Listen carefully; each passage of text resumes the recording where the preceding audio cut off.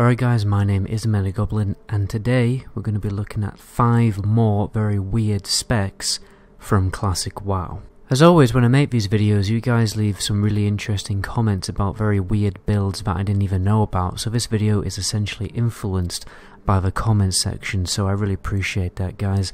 And if you want to see more content like this, then please subscribe to the channel. I've noticed a lot of people are complaining how I'm asking for people to subscribe to the channel. The reason why I'm doing it, guys, is because it really does help out with the whole algorithm and everything, which YouTubers are just totally slaves to, otherwise we don't get views. You know, uploading 8 to 12 minute videos and all those kind of tricks and everything like that. And at the end of the day, every other YouTuber is talking about Raid Shadow Legends or Squarespace for about 2 minutes before the video starts, and all I'm asking is for a subscriber, which takes me about 10 seconds. Anyway, I've had my rant. I apologise if I come across a little bit salty. Let's just jump into the video. So first of all, we have the Melee Spell Power Hunter, which sounds totally crazy, but this build is influenced by somebody in the comment section called Michael Clark, who's actually made this build do very decent DPS in a raiding environment. I also found a Reddit post, which I'll probably link in the description too, which explains it in a little bit more detail. So most people are probably familiar with the typical Spell Power Hunter that uses Arcane Shot with the Arcane Shot trinket.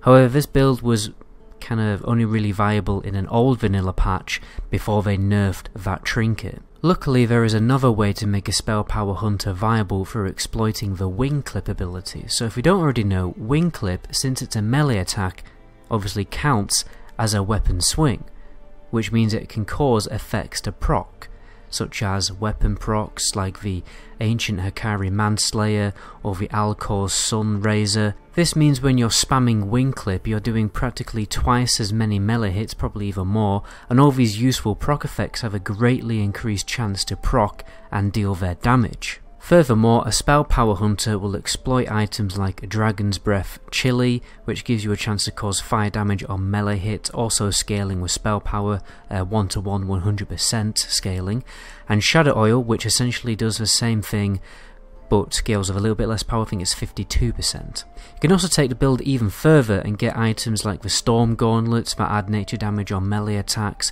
the Dark Moon card Maelstrom with basically the same effect on a proc, and if you're very lucky, the Blaze Fury Medallion that drops from Doom Lord Kazakh, although the chances of you getting that one probably are fairly slim. Those items don't necessarily scale with spell power, but because you're melee hitting so frequently with obviously your melee swings, dual wielding, and also spamming Wing Clip, the DPS increase is massively worth it. I imagine you would also enchant both weapons of fiery weapon, since that is entirely based on weapon swings, but I can't find any information about what the, enchants are actually used for this build. When it comes to the talents, you speak deep into Beast Mastery to optimise the DPS of your Wind Serpent, and then you dip a toe into the survival talents to increase the damage of Raptor Strike and your traps. You will actually make use of your traps, even though they don't scale with spell power.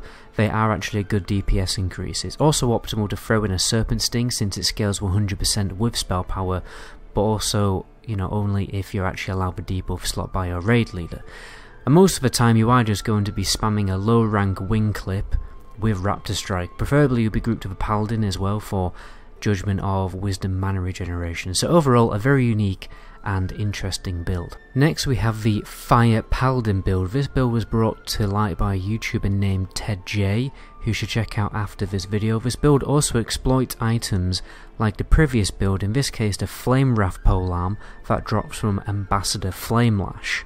This item has a proc chance to envelop the caster with a fire shield for 15 seconds that will shoot fire damage to all nearby enemies, very similar to a Sapper Charge, but the total damage dealt scales with 100% of your spell power and will continue to reflect damage for 15 seconds. The proc itself has a 35% chance to proc, but the total damage is also dynamic. So the second it procs, you can use all manner of spell power increasing items, whether it's potions, trinkets, or even just equipping some spell power weapons immediately after. Ted J managed to get the damage up to 400 per tick. 400 damage reflected per tick, so that's obviously pretty ridiculous. and as you can imagine, this is a very useful build in PvP and also has some really good potential for AoE solo gold farming. For number 3 we have the Elemental Flurry spec, a hybrid raiding and PvP spec, or rather a trick of all trades spec that takes advantage of both melee and ranged combat. You spec deep into the elemental tree to pick up talents to improve your magic damage, while also dipping a toe into the enhancement tree to pick up flurry amongst some other utility options. This build gives you the flexibility to be a strong ranged caster in PvP, but if you get pinned down by a warrior and you can't hard cast or you simply run out of mana, then absolutely no problem, because your melee damage will also pack quite a punch. So overall it's a very versatile survivalist build, great for BGs and open world PvP. For number 4 we have the Death Concussion Warrior build, primarily a PvP build, but a side effect of this build is that you can also be a very competent tank for raids and dungeons, while also having a very strong PvP spec. The build specs deep into the protection tree and the fury tree to pick up both of the key talents Concussive Blow and Death Wish. Concussive Blow is a mean 5-second stun, usually only available to tanks in a PvE setting, which obviously has its uses, particularly when you can use Death Wish simultaneously to kill somebody within that stun. You also get the opportunity to pick up some really good utility options in the protection tree that most warriors don't normally have access to, such as Iron Will, which gives you 15% stun and charm resist, Last Stand, which is obviously pretty ridiculous, Improved Disarm, and you will even have enough talents left over to go over to the Arms tree to pick up Tactical Mastery. Lastly, we have the Pom Age, or the 3-minute mage. This is a build that combines a Presence of Mind ability, which causes your next spell to be an instant cast on a 3-minute cooldown, with a Pyroblast ability, an extremely high damaging spell with a very long cast time. The build also throws in Arcane Power to make the Pyroblast even more lethal, along with Ignite that deals 40% of Pyroblast damage over 4 seconds if it crits, so that's going to be a large, really lethal dot on your enemy.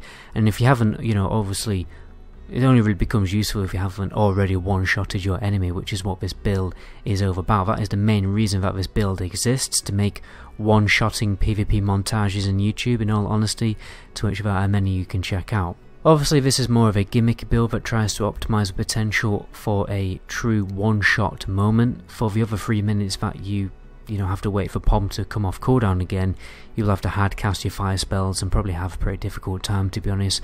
Compared to a more balanced mage spec, they will have obviously a better time dealing with enemy players.